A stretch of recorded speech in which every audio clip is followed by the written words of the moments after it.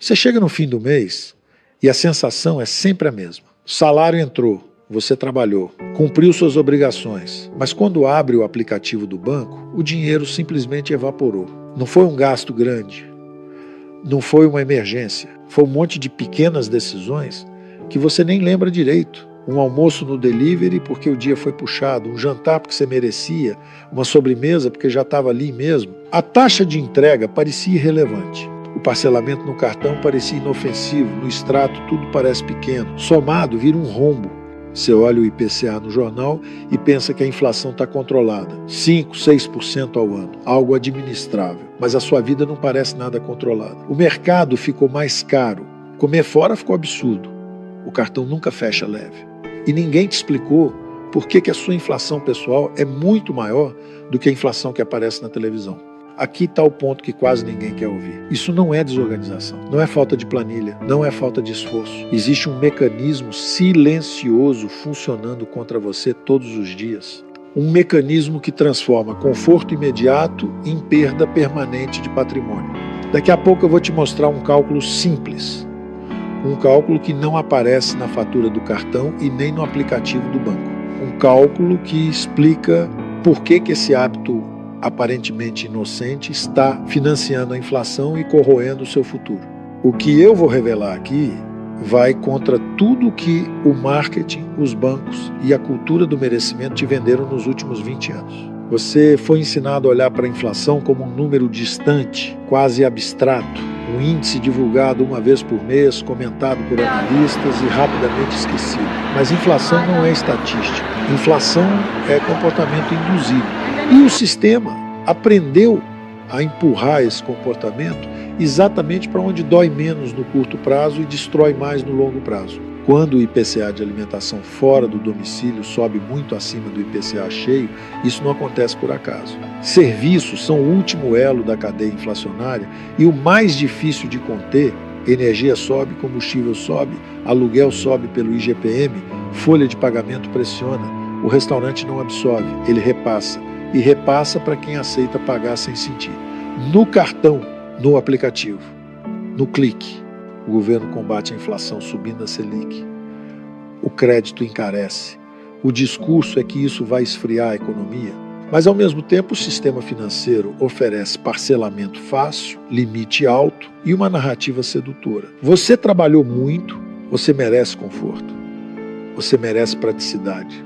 O custo real disso fica escondido na soma das pequenas decisões. Não é azar que comer fora esteja subindo acima da média. É um setor intensivo em serviços, mão de obra e impostos, pressionado por uma estrutura inflacionária crônica e o mais perverso é que essa inflação não aparece de forma explícita. Ela vem diluída em taxas de entrega, adicionais, combos e parcelas pequenas. Enquanto isso, a renda cresce. Quando cresce, indexada ao IPCA médio, ou nem isso, seu custo de vida real cresce pelo IPCA de serviços. Existe um descasamento estrutural, você perde poder de compra sem perceber. E como a dor é fracionada, você não reage.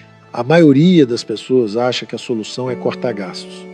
Cancelar um aplicativo aqui, cozinhar mais ali, isso é superfície. O buraco é mais embaixo. O problema não é só o gasto. É o padrão mental que o sistema cultivou em você. Um padrão que transforma consumo imediato em inflação pessoal permanente. Daqui a pouco eu vou te mostrar por que esse padrão cria um IPCA próprio na sua vida. Um índice invisível, mas muito mais cruel do que o oficial. Você foi treinado para acreditar que inflação é algo externo. Um problema do governo, do Banco Central, dos políticos. E que a sua única defesa é ganhar um pouco mais ou ajustar o orçamento quando aperta. Essa narrativa é confortável porque tira de você a responsabilidade estratégica e coloca tudo no ambiente. A realidade matemática é outra. Existe a inflação oficial, medida pelo IPCA, e existe a inflação comportamental, que eu chamo de inflação pessoal. Ela nasce das suas decisões recorrentes, não de choques pontuais. Quando você normaliza pagar mais caro por conveniência, você cria um padrão de preços que passa a fazer parte da sua vida. E esse padrão cresce a uma taxa diferente da média da economia. O delivery não é apenas comida. É um serviço premium com custo crescente, indexado à inflação de serviços, que historicamente roda acima do IPCA cheio. Quando você incorpora isso à rotina, você está indexando o seu custo de vida a um índice mais agressivo do que aquele que corrige sua renda e suas aplicações conservadoras. Você foi levado a acreditar que pequenos valores não importam, que o problema é o grande gasto, o financiamento, o imóvel, o carro. Mas o sistema prefere que você não olhe para o fluxo, porque é no fluxo que o patrimônio sangra silenciosamente. Daqui a pouco, eu vou colocar isso na ponta do lápis. Não com teoria, com números. Vamos olhar 10, 20 anos. Vamos comparar o que parece pouco hoje com o que falta amanhã. E você vai entender por que esse hábito não é neutro. Ele é inflacionário, ele é cumulativo. E ele ataca exatamente o período da vida em que você mais precisa de estabilidade. Antes disso, grave uma coisa. Você não está pagando mais caro porque quer luxo. Você está pagando mais caro porque foi condicionado a aceitar conveniência como necessidade. E essa confusão custa caro. Na próxima parte eu vou te mostrar o cálculo que quase ninguém faz. E quando você enxergar esse número, o delivery nunca mais vai parecer inofensivo. Agora vamos sair do discurso e entrar no território que realmente importa. Número não tem opinião. Matemática não negocia. É aqui que muita gente prefere desviar o olhar, porque o dano fica explícito. Imagine uma pessoa de 45 anos, classe média, renda estável, não é extravagante, usa delivery 3 ou 4 vezes por semana. Às vezes almoço, às vezes jantar. Ticket médio de R$70, com taxa de entrega, serviço e aquele só mais um item, esse valor real vai para R$85. 4 vezes por semana dá cerca de R$340 por semana. Em um mês, algo próximo de R$1.300. Parece administrável. Cabe no cartão. Não dói. Esse é o cenário A. O erro invisível. R$1.300 por mês dão R$15.600 por ano. Agora vem o ponto que quase ninguém calcula. Esse gasto não é corrigido pelo IPCA médio. Ele é corrigido pela inflação de serviços e alimentação fora do domicílio, que historicamente roda acima. Vamos trabalhar com um número conservador. 8% ao ano. Não é exagero, é realidade. Se essa pessoa mantém esse padrão por 10 anos, não estamos falando de R$156 mil nominais. Estamos falando de mais de R$220 mil em valores corrigidos pelo próprio comportamento inflacionário. Em 20 anos, esse número passa fácil de R$500 mil. R$500 mil gasto em conveniência. Não em uma experiência única. Não em algo memorável. Em rotina. Agora vem a parte que dói de verdade. Esse dinheiro não só foi gasto, ele deixou de existir como capital. Se essa mesma pessoa tivesse simplesmente direcionado esses R$1.300 mensais para um ativo que acompanhasse a inflação ou protegesse contra a desvalorização do real, a história muda completamente. Vamos ao cenário B. A verdade nua e crua da perda de poder de compra. Suponha que essa pessoa deixou esse dinheiro parado em algo que rende próximo ao CDI, algo comum, algo que o gerente chama de conservador. CDI acompanha a Selic, parece seguro. Só que o custo de vida dessa pessoa sobe a 8% e o CDI líquido, depois de imposto, mal empata com o IPCA médio. Resultado, mesmo investindo, ela perde poder de compra relativo. O dinheiro cresce, mas a vida cresce mais rápido. Em 20 anos, o patrimônio financeiro não acompanha o padrão de despesas. É por isso que tanta gente chega aos 60 com uma sensação estranha. Tem dinheiro, mas não tem margem. Qualquer imprevisto vira ameaça. Qualquer reajuste assusta.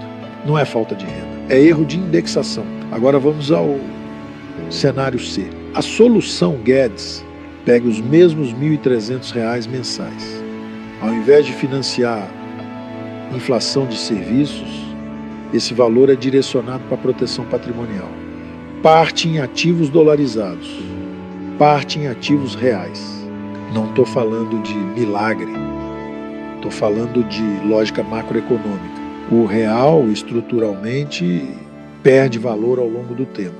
Não é ideologia, é histórico. Ativos expostos ao dólar funcionam como seguro contra essa perda. Se, ao longo de 20 anos, o dólar se valoriza a uma taxa média de 6% ao ano em reais, e esse fluxo mensal é investido com disciplina, o resultado é outro jogo. Em 20 anos, esse mesmo fluxo mensal pode gerar algo próximo de 800 mil a 1 milhão de reais, dependendo da combinação de ativos.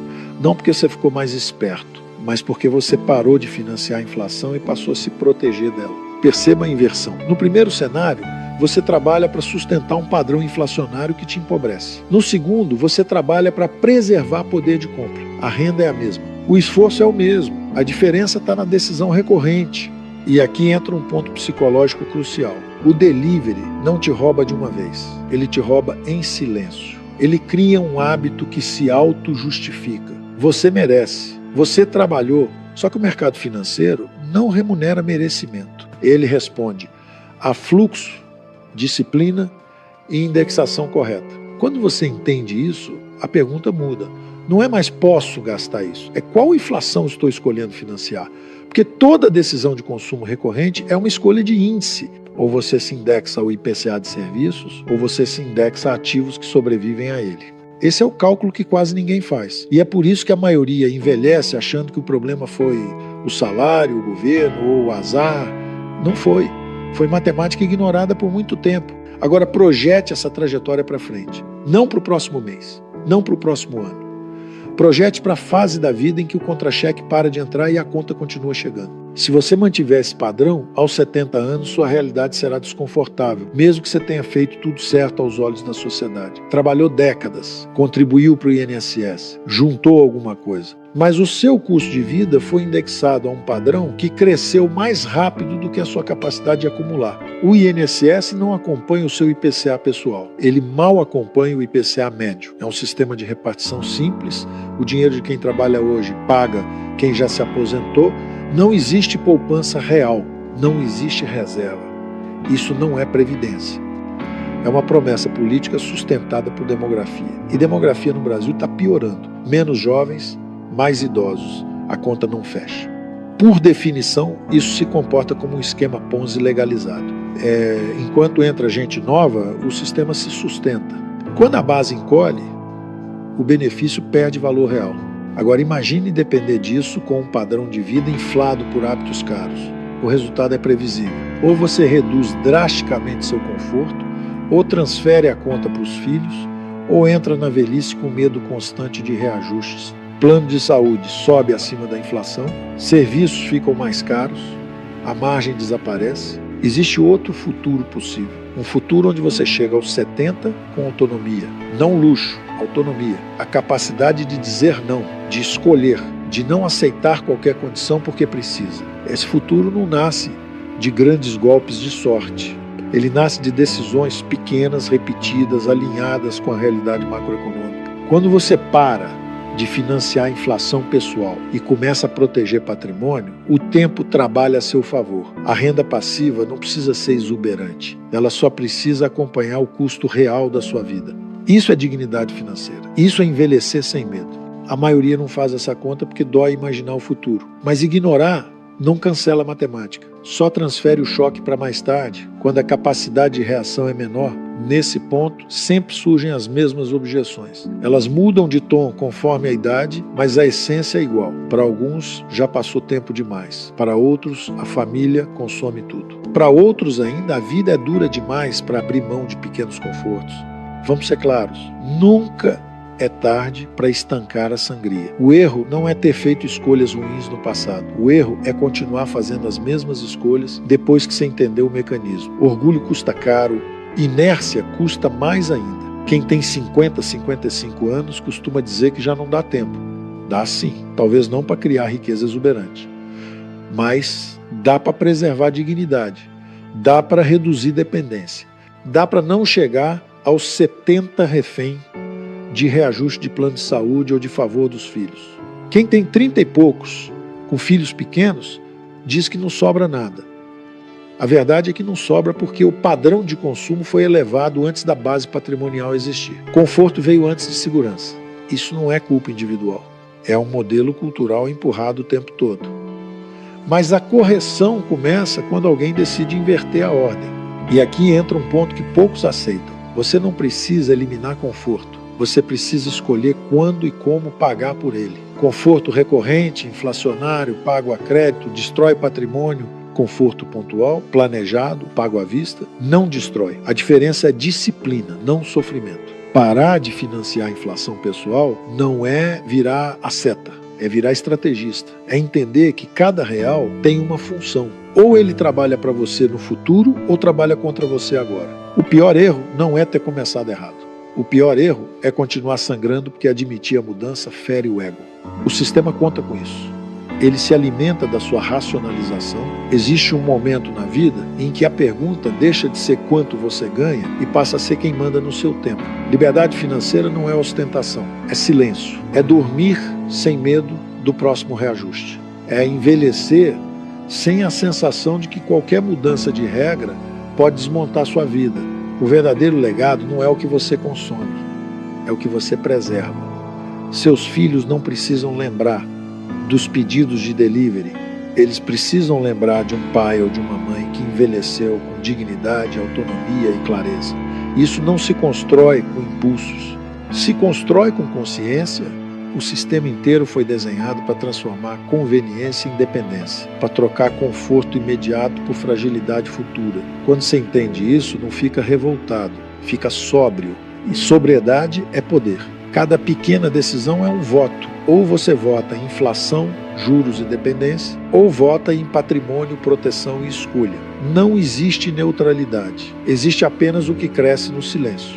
Se você entendeu a gravidade disso, o próximo passo lógico é aprofundar. Existe outro mecanismo silencioso corroendo o futuro de milhões de brasileiros. A falsa sensação de segurança do INSS. No próximo vídeo eu explico por que depender exclusivamente dele é aceitar uma velhice vulnerável por design. Inscreva-se. Não por entretenimento, por estratégia.